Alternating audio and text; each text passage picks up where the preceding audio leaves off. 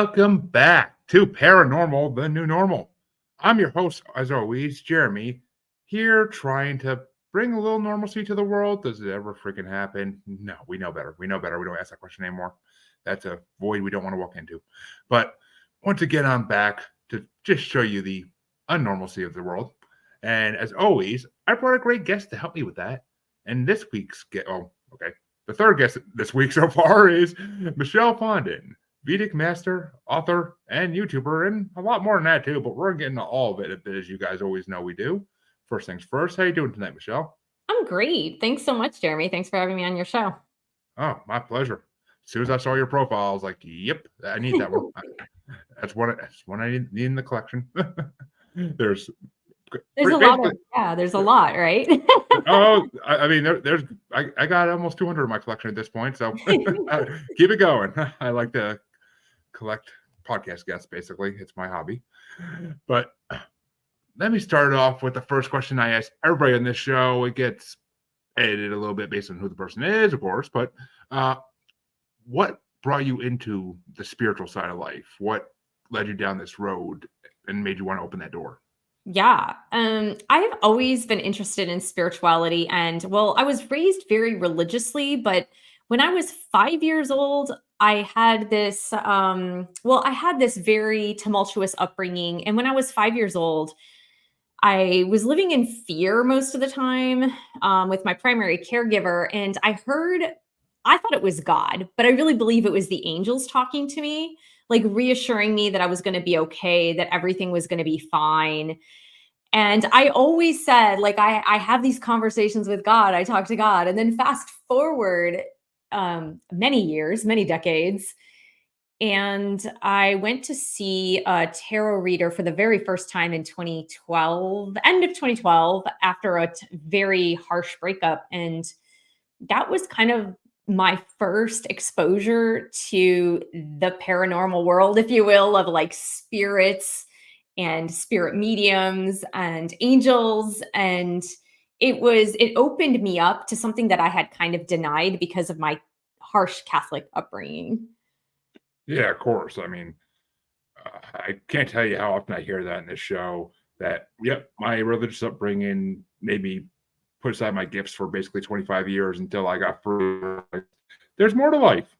And I mean, unfortunately, it's a sign of the times, basically, that religion is slowly becoming a thing of the past, for most people at least. And the spiritual side of the world is opening up more. The awakening is coming, as they say, and as I've been told. But yeah, I'm waiting to see what happens. But I mean, it's just these things unleash when you finally can get out of that control of a religious organization, and it's mind freeing. It frees your mind completely, and it changes your world from. absolutely. No, I agree with that. And in fact, when that one reader who was like, she was a spirit medium and a tarot reader and an astrology reader, um, I had never even shuffled like a tarot deck before, but she had me shuffle it. And then she laid out the cards and she was like, "You're going to do this one day." And I said, "What? Astrology?" She goes, "You're going to do this." She's pointed the tarot cards. And I was like, "No, you're crazy, lady. You are so crazy. There's no way I would ever do that." And 3 years later, I was reading tarot cards. So. Oh, the cards do hold many mysteries, and most of the time they're pretty damn accurate. Yeah. From the ones I've gotten, at least. I mean, I've gotten my share on this show alone, and they're always pretty accurate. I mean, it's scary. It's one of those things where you're like, okay, I don't like this. I don't like this one bit, but okay. And then 2 months later, damn it, they were right. Yeah, exactly.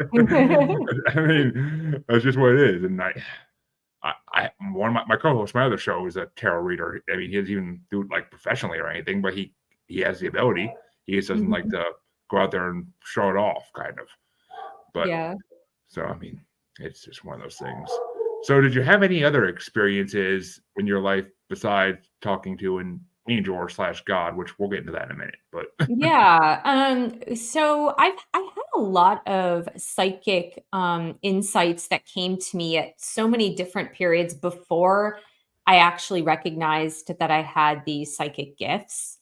Mhm. Um, Funnily enough, when I was a kid, I'm much older than I look, but when I was a kid, I would listen to radios shows, and they would give away prizes, and I you would have to dial in on your home phone to get to be the 13th caller or the 10th caller to win. All And right. I Now you're making me feel old because I grew up with the same things. Now you're making me feel there you old.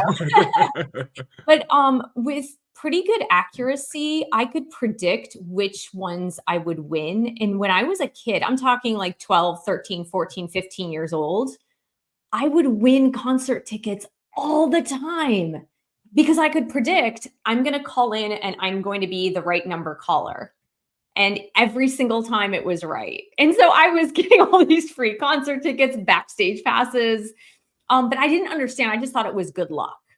I didn't understand that I had this power of prediction or this power, this ability to predict the right place, the right time to do things. Um, I'm divorced now, but when I was 20, I had met my husband, the one that I was married to for 13 years, and we just knew each other. We were casual with each other. Really didn't know each other well, but I was in an airport in Amsterdam because I went to college in France, and I saw this vision of a man who looked a lot like my ex-husband, and I said to myself, all of a sudden the vision came to me, you're going to marry this guy and have 2 children. I ended up having 3, but it was a girl first and then a boy, and I was like, that's just I don't even know this guy. That's totally crazy. I don't even like this guy. And just a couple of years later, I was pregnant with his child and we ended up getting married. So there were just these like predictive visions that I would constantly have, but I always brushed them away as mere coincidence. I always brushed them away as like, oh, that's just happenstance or that's just luck or something. Yeah, a bit of foresight, or what's the word for it? Well, they're not dreams. I guess they wouldn't be premonitions really because they're not really. But then again, premonitions don't They have to were be like dreams. visions. Yeah. I mean, they were like visions, but I didn't Yeah, equate it to visions at the time because I don't think I had that awareness that yeah. that actually existed. Well, I mean, yeah. I mean, most of us wouldn't believe if we started having those, we'd be going to see a doctor because we're like, why am I Yeah, seeing things? exactly. And why are they coming true? That's a real question here, Doc. Why are they coming true to me? It's just, but yeah. I mean, I don't know. I've had premonitions, but never anything of that stature or that something that mattered that much in life, like who you're gonna marry. Like it's always Yeah, like that was nuts. I mean, it's that was and the thing is that I really kind of let it go for a year or so. I didn't hold any credence to it. But when I unexpectedly got pregnant with his child, I was like, "What?" And things were slowly unfolding. And I did have a girl first and then a boy. That came yeah. true. I mean, So, when visions happen, they are 90% of the time, I'd say, usually pretty right on, and it's another thing that's scary because it's like, why? I mean, even when like I said, mine were nothing big. There were conversations I'd overhear in a room somewhere, mhm. school, work, whatever, depending how old I was.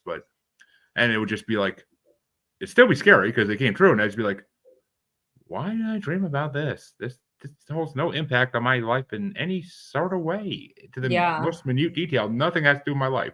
So it's just like, okay, whatever. And I mean, I move on, but it's scary because it's like, why? Yeah, I Like, mean, and when I would like, I think when I would have them and this was probably in my very early 20s, I was still in college, but when I would have the visions, I would kind of blank out for a minute, and I think, like, that would freak me out. That would totally freak me out because it wasn't like I was in the present moment, it's almost like a daydream, right? It's almost like a daydream that you're not asking for, if you will. yeah, I mean, Um, it's an intense daydream that you can't get out of, which yeah. is a whole nother type of scary. And I mean, did people? I gotta ask, did people ever around you ever just be like, Michelle, what's going on? Hello, like shaking you. Like was it one of those like No, TV because scenes?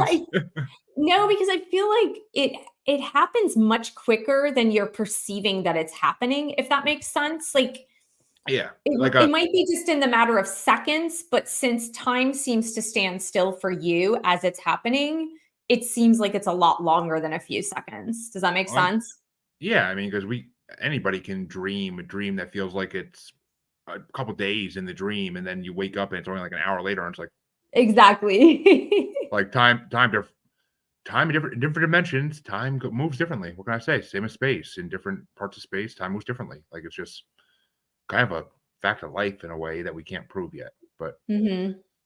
so meeting your husband that way, I gotta ask, do you believe in soulmates then? Because I mean, Yeah, well, I, so my husband was definitely not a soulmate. I believe he was, a karmic relationship, and I do believe in soulmates. As you probably have seen from my bio, I wrote a couple of books on twin flames, and yes, I believe, that we live repetitive lives, meaning like our soul travels to different lives. Um, and we tend to encounter the same people in each lifetime. And they might play different roles in our lives, but we tend to encounter similar people. So I believe a karmic relationship is like you lived a lifetime with someone, some bad juju happened between the two of you. Either you owe them a karmic debt or they owe you a karmic debt. And then in a subsequent lifetime, that debt needs to be repaid. And so you enter into a relationship with them again to sort that out. And I really believe with my ex husband, I feel like that was more of karmic debt needing to be repaid because it was such we were never on the same wavelength ever. hmm um, but we nonetheless were married 13 years, had 3 children. We were together for 15, but it never felt right. It yeah, just felt functional, but it also felt like he was repeating a role that I like with my mother. I felt, and this was full decade later that I realized this, that he was really playing out the same role my mother played with me as I was growing up. And so again, that felt very karmic. It felt like, okay, there's something that I must have done in a past life that, we needed to sort this out. So yeah, but I do believe in soulmates and I don't believe that you only have one soulmate. well, yeah. I mean, I am definitely a believer in multiple soulmates because I mean, the soul evolves and grows even when we're using it. So I mean, it's not, and I am also a huge believer in that we kind of reincarnate and go to different Mhm. bodies, and we are following a path, whether that's a predetermined path through different bodies or it's a kind of a see how it goes type of thing each time. Like I don't Mhm. know that for sure. I've heard both theories, and I kind of can't decide which way I want to believe, but I do believe in the big alien spirit DMV waiting room in the sky that we all go to when we die, and we wait for our ticket to get punched again to go to the next body, basically. And Yeah, but I mean, people do follow us around, which is creepy in some ways, if you ask me, it because is, it, right? it always goes to my mind. It's like, okay, so my lover from my past life is my brother in this life. That Right. that's not fair, but it's just like that's fucked up. Like, what the hell? Come on, Exactly. alien. Come on, aliens. Program a little better. But if you're gonna put me in the matrix, make it work. Make it work. Don't make things awkward. But I don't know. It's just one of those things. Hopefully they're not Bama if that happens. But I mean, it's just I don't know. I am a huge believer in reincarnation, so that syncs up with everything I believe in Yeah, perfectly. and And and that's something again that you're taught not to believe with monotheistic religions. And when hmm I began my path of spirituality, and part of that was I studied and worked with Dr. Deepak Chopra, who some of you might know is an author oh, and doctor. I I saw that in your profile. I'm like, oh, that's a name drop and a half right there. Yeah, so I wrote for his blog for 3 years actually, and I worked with him. I was trained through his center. And I began because, he's from India, his whole family's from India. So he started teaching a lot of Vedic philosophy from India, which really embodies the whole reincarnation bit. And so it took me a long time to be able to assimilate that. But then once I did, it just made so much more sense as to why life is the way it is and how we encounter these people who we seemingly know, but there's no way we could know them. in this lifetime. It just, all the pieces started coming together a lot more once I embraced that philosophy. Yeah, I mean, at some point in your life, you always meet that friend and you're like, "We've been friends for a long time, even though we just met. I have a Exactly. there's something here. I don't know what it is, but it feels like we've known each other our whole lives, even though we just met and I've been alive 25 years and haven't known you." So, I mean, it's just one of those things. Like I've had a couple of those, and it's just like, yeah, you're gonna follow me to the next life. I already know it. Yeah. It's like you'll be there somehow, some way, some form. Maybe you'll be Won't my that be dog. cool? Won't that be cool when, like, in the next lifetime, we're able to, like, remember? Wouldn't that be Mm, cool to be able to remember the life right before? Like, fully remember it? Be like, "Oh, yeah." well, I mean, some children do remember it. I mean, there's plenty of examples, especially in India, where children remember their past lives 100%, and they can say that was my house. They can say this was my husband or this is my wife if they're still alive, and or even at the grave they can say Yeah, it. I mean, I have heard those stories, yeah. and it's those stories like they bring tears to your eyes, but it also scares you. But it's like It's scary, it's a little scary, yeah. because before I really considered reincarnation, I started hearing those stories. And I was just like, "What's this now? The church lied? How dare they?" But shouldn't be surprised at this point, but I mean, yeah, it's yeah, it is what it is. So you do offer on because I was checking out your website the other day, and you do offer twin flame coaching, which I'm kind of curious. How do you coach that? Like that's just my So curiosity there. basically, that's really interesting. So, let me just give you a 20-second backstory. So I've done life coaching since I worked through the Chopra Center with Deepak Chopra's organization. I've done that since 2008, and it was more a mind body health, but it's mind body spirit health, if you will, because that's Yeah. what Vedic philosophy believes is it's the holistic person of mind, body, soul. So I've been doing that since 2008, and in 2018, I met a person who is my twin flame. And I began the journey already having had many spiritual awakenings in my life, but I didn't know about twin flames. I had no clue what it was. I just knew all these weird things started to happen. And as these weird things were starting to unfold, I started posting those things on YouTube, and I already had a YouTube channel. It was supporting my published books. It was supporting my stuff with ayurveda, yoga, meditation, spirituality. But I was like, kind of like, "Hey, is anybody out there kind of experiencing some of this stuff?" And I got a great response.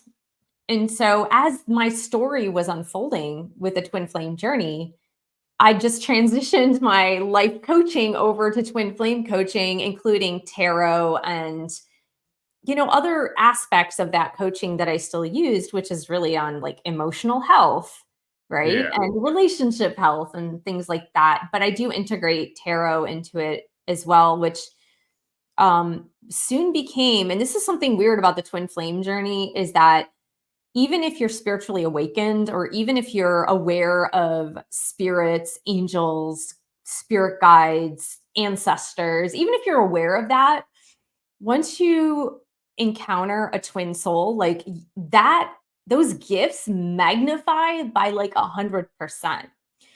So my gifts went from reading tarot cards to literally hearing the voices of the angels, which again, I heard at age 5, but I had shut off. I had shut down. Yeah, of course.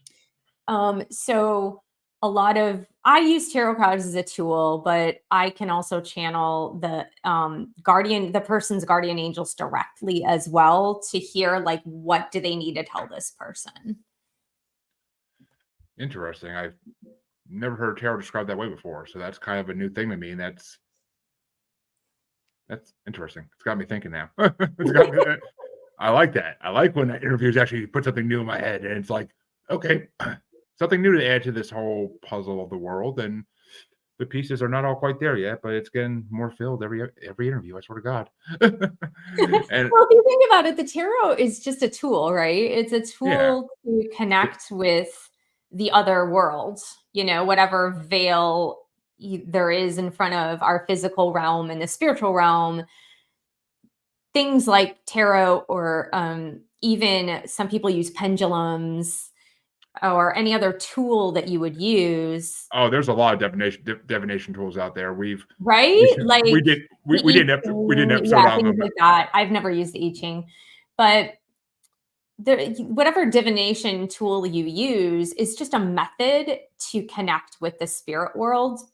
And so, ideally, if you're a good enough reader, if you will, you can just read the spirit energy without any of those tools. For me, I think a picture speaks a thousand words. And so for me, it's really useful to use tarot cards, or I use oracle cards as well, Yeah. because it helps the client look at they can see visually with a picture. Look, it says this, or there's a heart right here, or there's a pair of doves here. And so a lot of times our human selves have such difficulty just listening to somebody and going, oh yeah, that's just BS. You're just speaking. You know what I mean?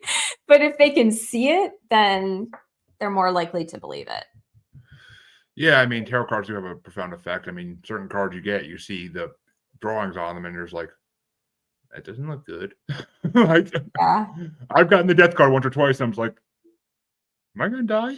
Like, I don't want to Yeah. die yet. I Well, got kids. let's I got kids to demystify the support. death card, right? The death card is transformation. So it's not so I much learned about that. death. Yeah, It could be the end of a chapter, right? Or personal transformation.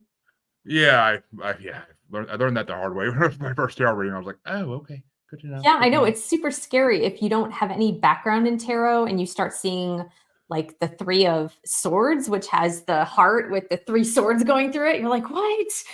What? That looks terrible. Well, I figured that one wasn't literal, but I had to. The death one, I'm like, how else can you take that? But yeah, I mean, tarot. I mean, I love tarot. It's a very good medium for divination. It really is. I mean, we did an episode on divination techniques on my other show, and my God, I found a list of some of the most outrageous ones used throughout history, and some of them are just so ridiculous. Like Mhm. literally using boils on like the king's feet to like divine things, and it's like Oh my God, that's crazy. I'm like, why? Why did we ever think this was a good idea? Like, Did they, like, burn his feet to get n- boils or whatever, or what? no, kings just naturally have them for being lazy. I'm assuming. I don't know. Oh, I'm assuming. I'm assuming. interesting. That's disgusting, though. Oh, a lot of them were disgusting, and a lot of them were very harmful in animals, which didn't make me happy. But That's not good, yeah. so, as a Vedic master, you had to. One of my other favorite topics is yoga because it's something I've never done, probably won't ever do. But Okay, sure. I like. I I mean, respect I'm a that. I'm a big guy. Flexibility is not my forte, but I mean, I've seen I've a thought. lot of big people doing yoga, but go I mean, ahead. I've thought about it. I've thought about it, but it's just time don't have. But I Yeah. mean, trying to run a family and run a podcast empire and all that, and it's just a lot of stuff I don't get to do as is. So yoga is just not in the top of that list to do next. I mean, so what what made you want to get into yoga? Like what? I Oh, mean, wow. obviously for the body. I mean, I'm assuming that part, but I mean, because it's good for it's great for the body. But I mean, what other aspects of it? Yeah, so, my journey into yoga was super interesting, and I have a kind of a cool story that ties into that as well. Nice. Um, I was Whoa, oh, do you want the juicy details of the story? This is an unrated podcast, so wow me. Alright, cool. Okay. So, when I was 17, I was in a relationship. Well, the relationship didn't start till I was 18. So, I was in a relationship with the art teacher from my high school. He was not my art teacher, but he was, an art teacher at my Catholic high school. And, um, but he is the person that opened me up to the life that I live today, because he was vegetarian, he was studying Zen Buddhism, he had me reading all of these books about spirituality, awakening, Zen Buddhism, veganism, vegetarianism, and this was back in 1989. 1988, 1989, before really a lot of people were open to the concepts of, mindfulness, Zen Buddhism, yoga. And I took my first yoga class with him. And interestingly enough, my first yoga class was led by another teacher at my school. Her name is Leanne Lewis Prescott, and she was a religion teacher at my Catholic high school. And so I took my first yoga class with my boyfriend teacher, which we didn't take the class till after I graduated together, with Leanne Lewis Prescott. Now, the interesting piece is I started studying with Deepak Chopra in 2007. And in 2009, I was getting my Vedic Master Certificate through the Chopra Center, and I was studying to become a meditation teacher. And I was studying all my Sanskrit, which is super difficult if you know a little Sanskrit. Um, and I went into the bookstore and I was just browsing around for books. And I look up out of the corner of my eye. I see this small woman, 4'10", with a bathrobe and a towel, which is a spa. So that didn't, stun me Yeah. too much. But I look up and I was like, oh my God, that's her. That's Leanne Lewis Prescott, my first yoga teacher. And here I am at the Chopra Center getting a Vedic Master Certificate, which includes yoga, meditation, and Ayurveda. And I didn't even take the time. I shouted out across the room, Leanne, not really knowing if it was her. And she turned to me. And the weird thing was she was walking toward me at the same time. My first contact at the Chopra Center walked toward me, and we were like in a triangle. And I was like, oh my God, I'm becoming this Vedic master teacher. And here, out of nowhere, out of Michigan, actually, but this is in Southern California, Yeah. is my first yoga teacher. It was so crazy. But it was like that serendipitous event that the universe was telling me, oh, you're doing the right thing. Like, this is your path. This is what you're supposed to be doing. I mean, yeah, it's like one of those scenes in a movie where all of a sudden, like, the light, it gets brighter and everything just kind of like comes together. It's just, It was so insane. And she actually was there, and I hadn't seen her since I took that first yoga class in 1989. And this was 2009. yeah, And 20 she year was difference. there undergoing cancer treatments, like holistic cancer treatments. And to date, she's fine. She recovered. But yeah, she was no longer a teacher at that time. I think she was running a yoga studio in Michigan. So I just thought that was like super interesting. But yeah, that was my first pathway to yoga, was when I was 18 with dating a teacher who Well, I really mean, opened me up to this world of, everything that's Eastern philosophy. yeah, I mean, well, okay, you said juicy details and you weren't freaking kidding. Jesus, okay. I Yeah. was not the road I was expecting to go down, but freaking hey, that's good content. I know good content when I see it, so I'll take it. I'll take it. I mean, you're 17. You're old enough in my mind to make your own damn mind up in that Well, way. I mean, again, we didn't start the relationship till I was 18 officially, but Sure, yeah. still, it was scandalous. It was a Oh, Catholic high school, right? oh. I mean, with Catholic high schools, that kind of thing happens a lot more than people think it does. Yeah. So I knew some Catholic school kids, and Jesus Christ, this things they people parents send their kids to these Catholic schools because they think it's a cleaner, better environment, and it's really not, from what I've No. heard. It's the girls there learn a lot of things a lot faster than girls in public school do. Mhm. At least in the 90s, in early 2000s, 90s they did. But I mean, Yeah, well, when you're suppressed, right, or told you can't do stuff, it makes people wanna do stuff more. yeah, I guess so. I don't know, but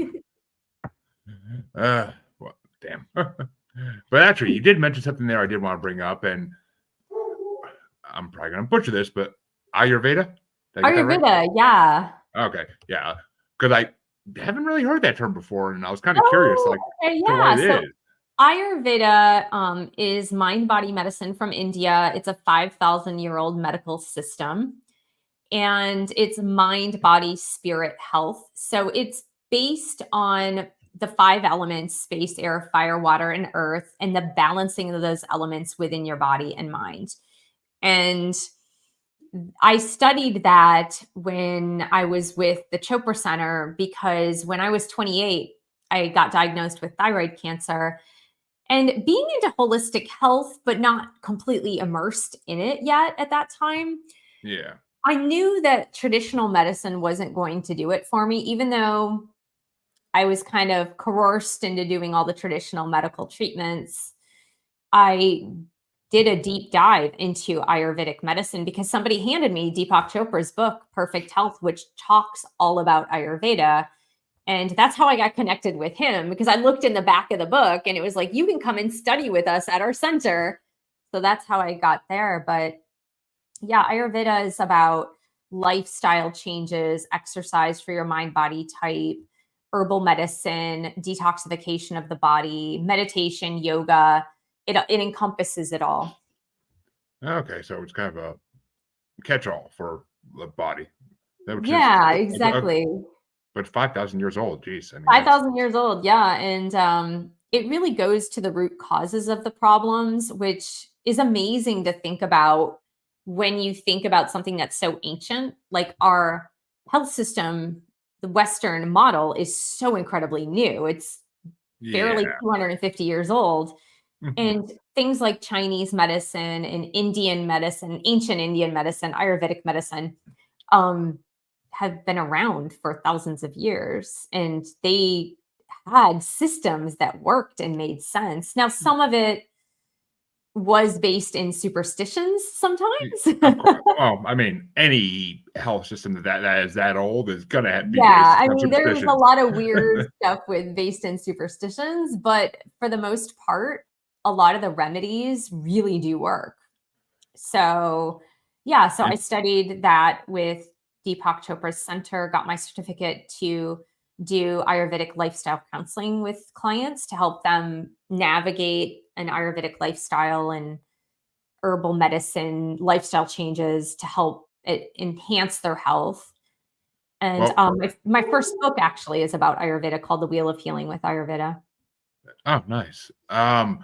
Which speaking alright, well, can you I'm trying to figure out how to phrase this, but can you possibly give, like, an example of, like, a common ailment that and, like, how the Ayurvedic Mhm. health would handle Yeah, it? absolutely. So I had this client, I'll just give you an example. Like, I had this client who, so there are three basic mind body types in Ayurveda. And again, it's based on the elements space, air, fire, water, and earth. And the three mind body types are called Vata, which is comprised of space and air elements, Pitta, which is fire and water elements, and Kapha, which is water and earth elements. So if you think about these principles, someone who has a lot of space and air in their system, because everybody's genetically different, right? But of Yeah, course, 5,000 years ago, they did not know about genes and say people are genetically different.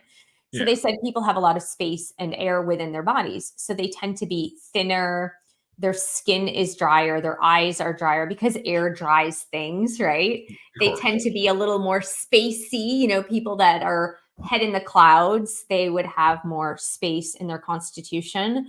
Um, People that have high metabolism can have a lot of vata in their system. Well, one of the symptoms is also constipation, because a high air quality in the body dries you out. So it dries every system out in your body. So some people just suffer from chronic constipation, as an example.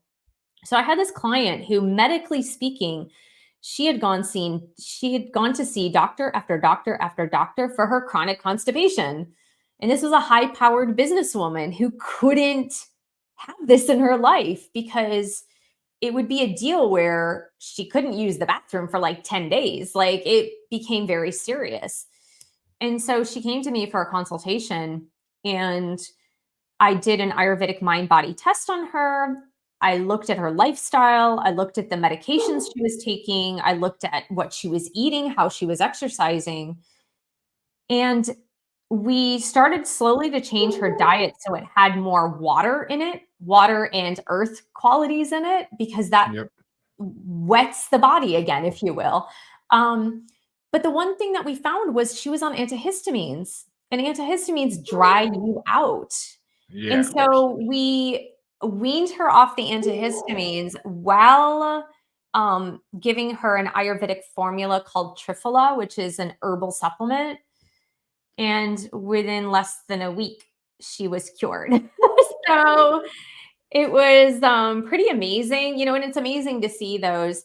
And usually Ayurveda works best for um, early on in the symptom process, or if something is chronic or something is just an ongoing problem that you tend to have. When something's acute, like really acute, it's not that an alternative healthcare system couldn't work with that, but the Western model does work better with acute symptoms. Yeah, I mean, Like if you have asthma, you do want an inhaler if you have asthma, right? yeah. But then I mean, you handle the maintenance with you could handle the maintenance with mind body principles with herbal medicine. The maintenance is something different. The maintenance is what you do every day. yeah, of course. And I mean, for something like the case you described, I mean, it would have taken Western doctors 20 years to figure out what the hell was causing it. When, I mean, literally, she had to stop taking one pill And change her and diet a little bit to yeah, include more like less things like crackers or dry chips or something like that. Like it's about diet modification as well. which makes sense. I mean, for a constipation issue, that makes 100% sense. Mhm. So, like, those two things. I mean, But it antihistamines, I wouldn't have guessed. I wouldn't have guessed that part. But Yeah, because it dries you out. But yeah, so like it's pretty cool when you get to play with the five elements in mind, body, health, because you can really help someone by just making different tweaks in their lifestyle. yeah, interesting, interesting. I mean, I've heard amazing stories about Eastern medicine and what it's done for people. I've met people on this podcast who had cancer that everybody in the West said was terminal, and they go somewhere else, and Yeah. couple years later, it's gone, like completely Yeah, it's gone, pretty and cool. it's incredible. It really is. From the jungles of South America to the jungles of India, I've heard stories Yep. everywhere, and it's pretty damn incredible.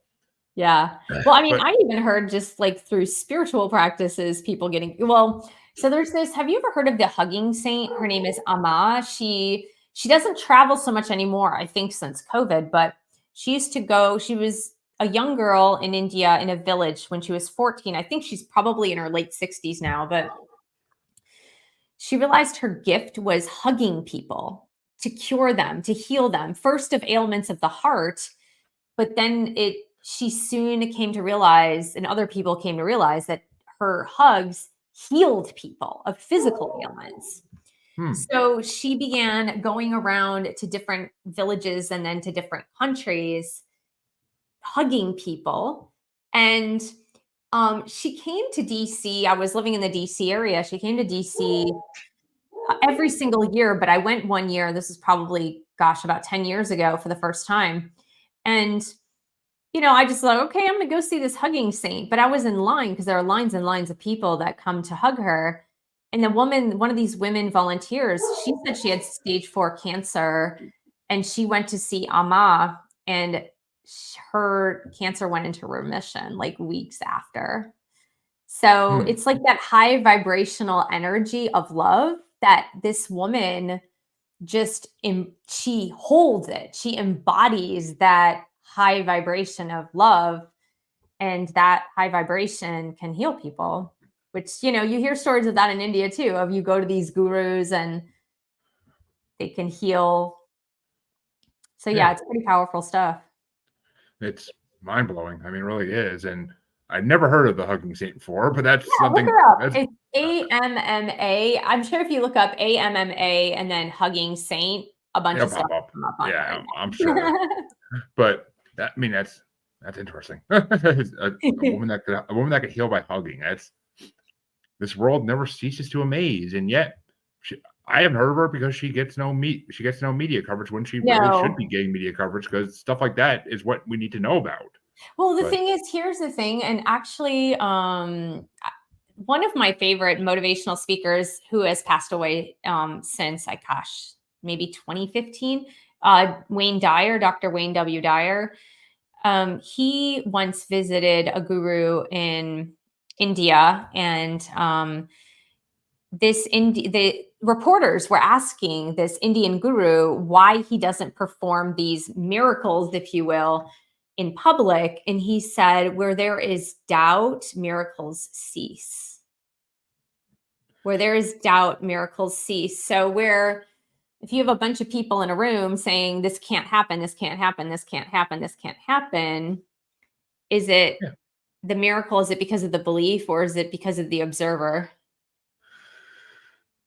I mean, it's both in a way, It's both in a way, right? because I mean, manifestation is 100% real, and Yeah. negative manifestation works just as much as positive manifestation does. So, if enough people believe something's not going to work, then it probably is not going to work. I mean, it's just Yeah. the way things tend to go. So, I mean, I can totally get why he would say that and why he believes that. I also could see why someone who was like being a fake magician could do the same thing and say Yeah, that that's and be. true, But right? I Yeah. mean, I something like that. I feel like it's more real. Like it's just like no, I don't want people to witness it because they will cast doubt on it, and that's going to cause it not to work. And this guy's not trying to make, and he's not trying to make quick bucks. So that's how you know he's real because he's not trying to make a quick Mhm. buck off it by doing it in front of people to get more people to come to him. Like so, which actually a fake would never do that. A fake would never do that. They would always want more people to watch because they want to make more money. Exactly. So, but Yeah. logically, it makes perfect sense. Mhm. And there you go, folks. That's what I like doing this show. I like to make it so that people can't have doubt about these things because I'll logically prove they do exist. So Well, I can tell you a story about levitation being real from firsthand experience. intrigued. Please Yes. continue. So let me just tell you this. I am by nature, even though I'm extremely spiritual, I listen to the angels, I believe angels do speak to me. I'm very skeptical. Let's put it that way. I'm very skeptical. So when It's a I good way to started be. I started studying at the Chopra Center. I'm sorry, what was the question? I know I said that's a very good way to be, especially Yeah, when you're in the spiritual I was world. like Like you need skeptical. to be I'm like, I skeptic. don't know if this is really real. When I learn something, I'm like, yeah, okay, prove it to me. So when I was learning meditation, I was really super skeptical about learning meditation, and I didn't think it could work. And I will bypass the real story, which is within a week of going on a meditation retreat with Deepak Chopra, I cured my fear of flying on the first flight back to France, which was a 14-hour flight from LA to Paris. And that was the first like amazing miracle that happened. But the weird thing that happened was in 2010, I went to this meditation retreat there was a retreat within the retreat. So it was a very small group studying with Deepak Chopra, and it was a silent meditation retreat for 3 days. There were 30 of us. And on the second day of the silence, we were in a room. They said to us, "You are going to learn how to levitate." And it was like, "What?" And you walk into the room, and there are 30 air mattresses for us to sit on. And the amazing thing is, I was not only very skeptical, but I was really afraid too. Hmm. And I was afraid because of all of my Catholic conditioning. And so that is in the back of my mind, right? That all that, like, you're going to go to hell for this, right? You're doing this weird thing. And so with that in the back of my mind, we sit down on these mattresses individually, and Dr. Chopra is teaching us these mantras, which are called sutras, which are longer mantras, if you will. Yeah. And he said, these mantras are going to allow you to levitate. And we're like, okay. And some people had actually been through this before, so they knew what it was. And so we are silently saying these mantras. And all of a sudden, my butt is literally lifting off of the air mattress. And we didn't take drugs. We were not in a trance. You could open your eyes and look around and see everybody else. Like it wasn't, it wasn't like we were told to do anything specifically. It's like, if you want to, close your eyes, say these mantras. And so I could feel like my bottom lifting off of the mattress. Now my knees were kind of still, sitting in cross-legged pose. We're still kind of on the mattress, but I was like, whoa, so I stop, sit back down. But what was weird is that when people are going through a spiritual awakening, a spiritual release, they will do very weird things. So some people will like talk, some people will moan, some people will like scream, and I was not prepared for that at all. So it wasn't so much the levitation that freaked me out, it was everything else going on in the room that was freaking me out. And the first thought that came to my mind was like, demon possession. I Yeah, got I was gonna say I could see the priest being like, only the possessed will float. You gotta levitate yourself right to hell. So I like got up and I ran out of the room, and it was like, so I missed the rest of the session, but that was my story about, but I actually did levitate for a few seconds. And See, levitation is totally real. I would have freaking stayed in there and mastered that shit because I can't imagine how comfortable it is to sit on a couch and levitate while watching TV. That's gotta be comfortable as hell. Like air be the best cushion in the world. Like It it was doesn't get. pretty, I mean, it was pretty cool. When I really calmed down, I could embrace how cool that actually was. But since then, I've totally forgotten what the mantras were. So Of course, I mean there you go. I'm sure it's a type of mantra that if you don't do it every day, it's gonna completely slip your mind eventually. Like Yeah. it's And it was in Sanskrit. And like I said, it was more of a like a long mantra. So, yeah, which but yeah, that was my levitation experience. awesome. That is an awesome story. And I gotta ask though, did you happen to notice how like what was the highest somebody got actually? If you happen to notice, or were Yeah, you so I didn't see people levitating that high. It was probably like a few inches. What Deepak Chopra explained to us was it's called the hopping meditation because most people will kind of like levitate a little bit and then just fall. That's why we had the air mattresses and fall Hmm. back down. So it kind of looks like someone is hopping forward, if that makes sense.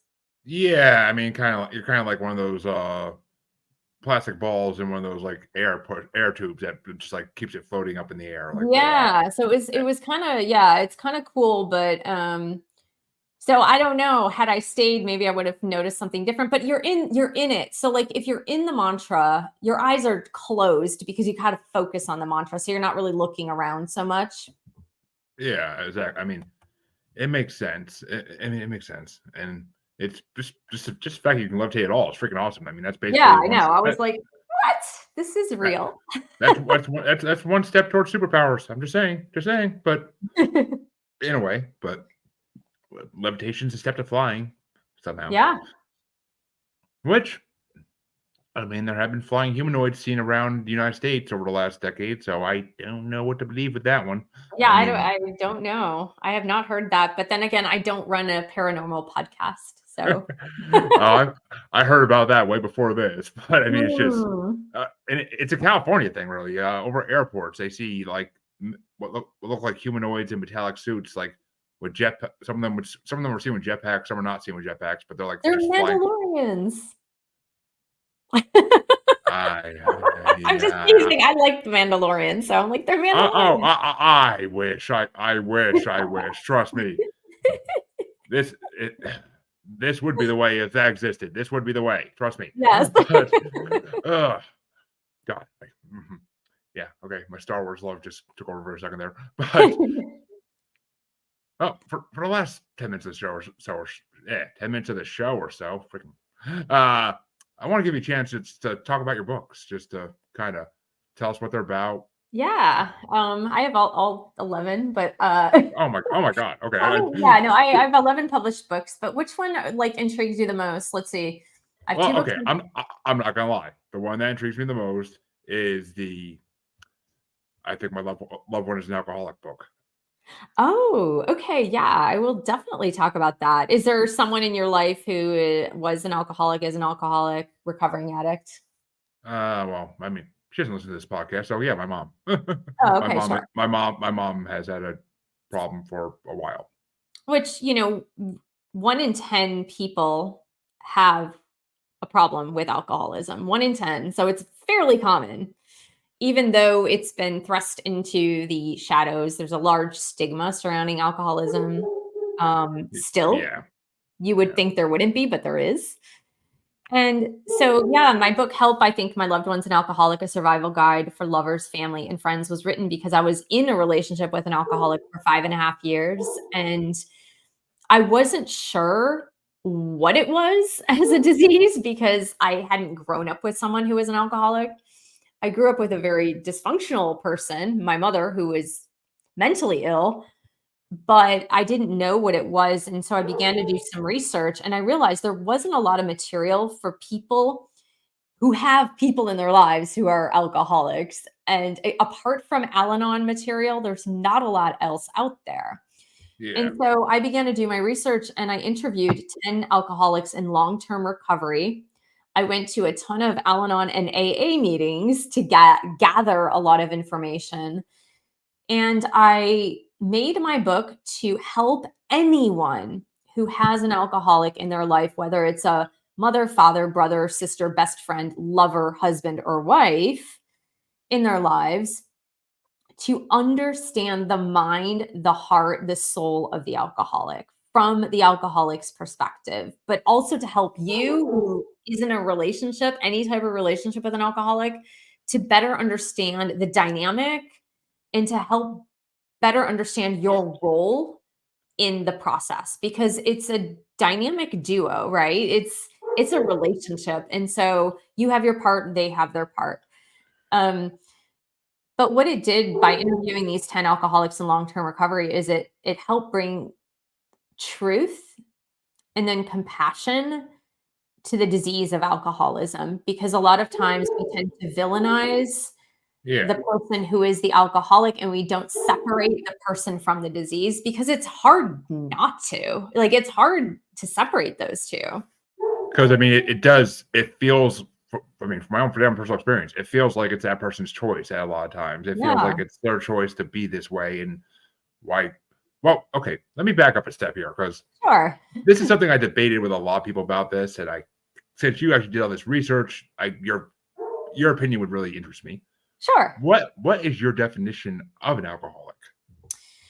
An alcoholic is a person who, once they take that first drink, the first drink of the hour, the first drink of the day, they cannot stop themselves. That is the definition of an alcoholic. And for some alcoholics, it's something that they can do in the beginning because it's a progressive disease, right? It's Yeah, progressive, it's consistent, it's progressive, and it's ongoing, right? It'll just keep getting worse over the course of their lifetime. And it's a brain disease first and foremost. And the thing is that it takes over the brain. So it hijacks the brain into believing that alcohol is the only thing that can make them stay alive eventually. yeah, But there are alcoholics who are alcoholics on beer only. There are alcoholics who are alcoholics on wine only. There are alcoholics who are alcoholics on hard liquor only. And there are alcoholics who only binge drink on the weekends but are able to carry on a 9 to 5 job during the week. But it has to do with once they start drinking, they have no control over whether they have one, two, three, or 20. yeah. I know the type, but I mean, see, because the reason I've heard many different definitions for it in the past. I mean, I've heard the definition that an alcoholic, you're not an alcoholic if you don't drink every day. Like I've heard Yeah, that that's not true. definition, and I've heard the definition. I mean, no, man, that's actually always the main definition I went by is, and actually, okay, no, the other one I always went by was you're an alcoholic if you wake up if the first thing you do when you wake up in the morning is have a drink, and it's the last thing you do before you go to sleep that night. Like, Mm. and you don't stop. Like, it's Mhm. just like that's. I mean, to me, that for a long time, that's what the true definition of alcoholic was: is someone who went from the time they woke up to the time they went to sleep every day and didn't stop. Yeah, and that's not the true definition because I know many alcoholics, a lot of the ones that I interviewed who would give themselves a time of day. So they would say, I can start drinking at 5 o'clock on weekdays and after 11 a.m. on weekends. And they would actually give themselves a time and they would Yeah. stick to that time.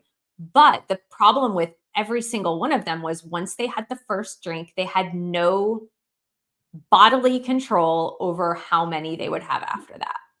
Yeah. Um, Until they and stop because their body makes them stop. yeah, and because the disease is progressive, it gets worse. So they will always need a greater stimulus. So they will always need more or harder, Mhm. and they will typically compound substances as the disease progresses. But No. it is, it's constant, progressive, and fatal. Like that. Those are the Yeah. three parts of alcoholism. Oh, I mean, yeah, I trust me, I've dealt with enough that it's just Yeah. it's not a fun thing to be around or a part of. So it's Hmm.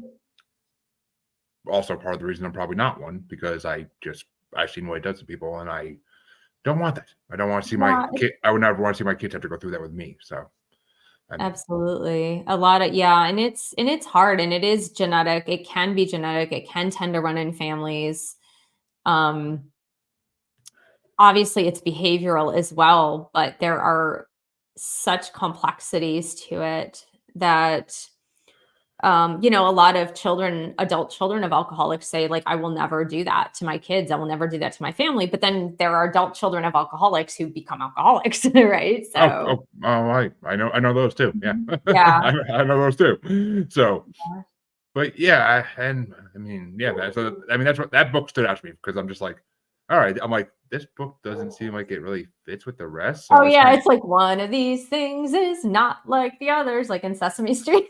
exactly, and that right there is where I was like, all right, I'm bringing that one up then because that's kind of curious to me is like how that would come to be if in a spiritual world. Like, I mean, yes, it's a spiritual thing in some ways, but it's just not like one of these things is not like the other. Basically, best way to put Yeah, it. and it's about health and healing, and a lot of my books are about health and healing, of course, but that came from direct personal experience and a way to find the healing within myself through that relationship. Yeah, I mean, Because yeah, because, like, if you're a child of a parent who is an alcoholic, you did not choose it, right? Maybe your soul chose it to have that experience before you came here, but you don't certainly remember that. Um no, So you no, don't choose to have an alcoholic parent, right? That's just you're born into it and that's that. Like there's nothing you can do about it.